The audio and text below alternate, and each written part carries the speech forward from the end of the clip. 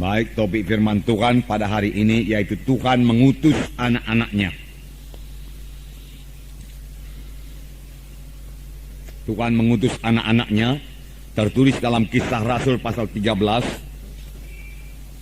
ayat 1 sampai 12. Pada waktu itu dalam jemaat di Antioquia ada beberapa nabi dan pengajar, yaitu Barnabas dan Simeon yang disebut Niger, dan Lukius orang Kirene, dan Menahem yang diasuh bersama dengan raja wilayah Herodes dan Saulus. Pada suatu hari ketika mereka beribadah kepada Tuhan dan berpuasa, berkatalah Roh Kudus, "Khususkanlah Barnabas dan Saulus bagiku untuk tugas yang telah kutentukan bagi mereka." Maka berpuasa dan berdoalah mereka, dan setelah meletakkan tangan ke atas kedua orang itu, mereka membiarkan keduanya pergi. Oleh karena disuruh Roh Kudus, Barnabas dan Saulus berangkat ke Selukia, dan dari situ mereka berlayar ke Siprus. Setiba di Salamis, mereka memberitakan firman Allah dalam rumah-rumah ibadah orang Yahudi, dan Yohanes menyertai mereka sebagai pembantu mereka. Mereka mengelilingi seluruh pulau itu sampai ke Pafos. Di situ mereka bertemu dengan seorang Yahudi bernama Bar Yesus. Ia seorang tukang sihir dan nabi palsu. Ia adalah kawan gubernur pulau itu, Sergius Paulus, yang adalah orang cerdas. Gubernur itu memanggil Barnabas dan Saulus karena ia ingin mendengar firman Allah.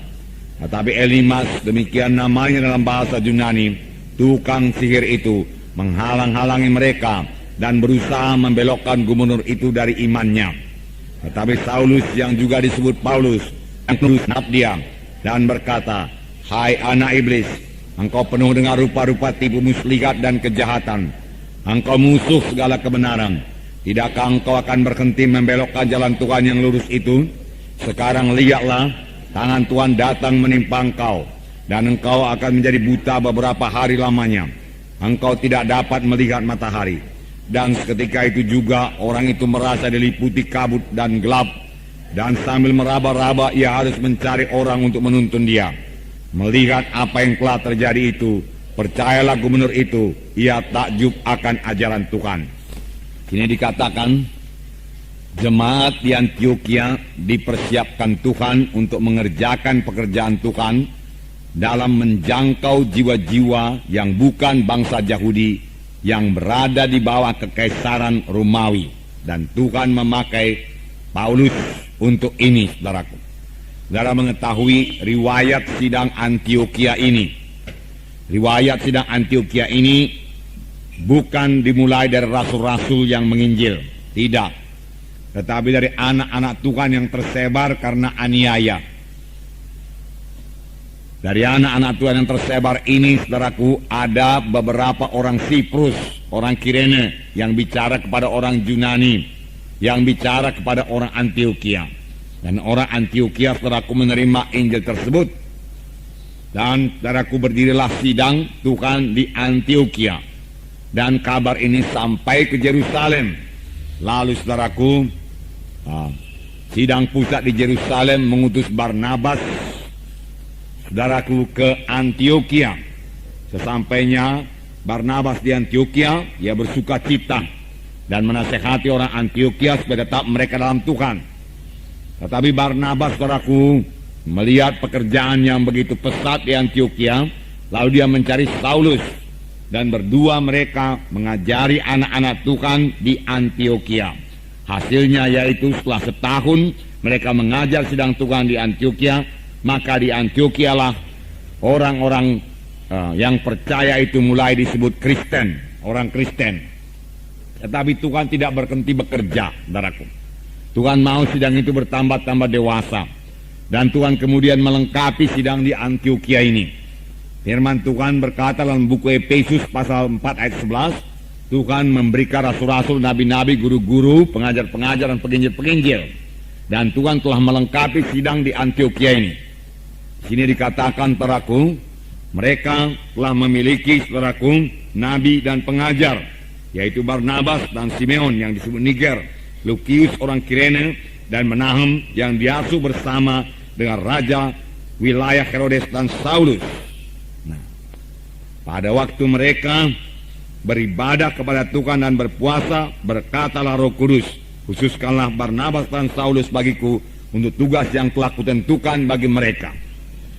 Jadi saudaraku, sidang jemaat di Antioquia ini telah dilengkapi Tuhan dengan beberapa nabi dan pengajar, dan Roh Kudus memimpin jemaat itu. Alangkah indahnya satu sidang yang dipimpin oleh Roh Kudus. Ayat 2, pada suatu hari ketika mereka beribadah kepada Tuhan dan berpuasa, berkatalah Roh Kudus, khususkanlah Barnabas dan Saulus bagiku untuk tugas yang telah kutentukan bagi mereka. Di sini firman Tuhan dengan jelas berkata, berkatalah Roh Kudus.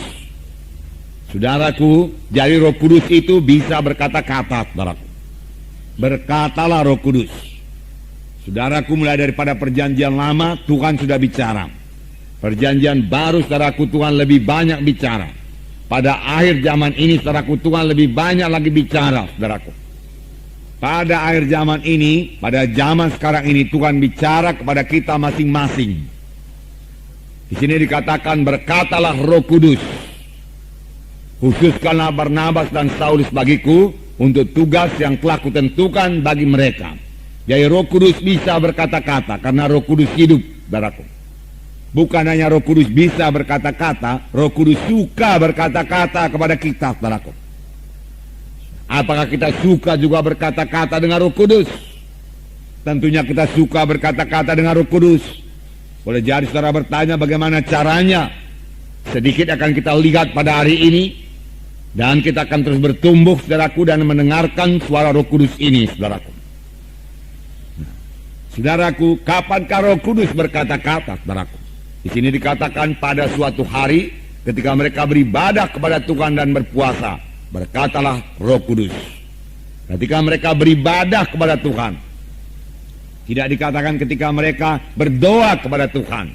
Memang Roh Kudus bisa bicara juga pada waktu kita berdoa, kalau kita memberikan dia kesempatan untuk bicara, saudaraku.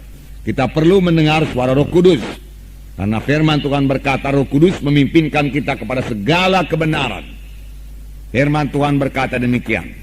Tatkala mereka beribadah kepada Tuhan dan berpuasa. Berpuasa artinya menyangkal diri. Supaya mereka bisa memusatkan pikirannya, saudaraku, hatinya kepada Tuhan. Nah, saudaraku, sebagai orang percaya kita juga harus melayani Tuhan, saudaraku. Kerap kali kita hanya minta Tuhan melayani kita. Berikan saya ini Tuhan, berikan saya itu Tuhan. Tidak salah, saudaraku. Tidak salah. Tetapi kita juga harus bertumbuh, bertambah-tambah dewasa dalam doa dan pelayanan kita kepada Tuhan.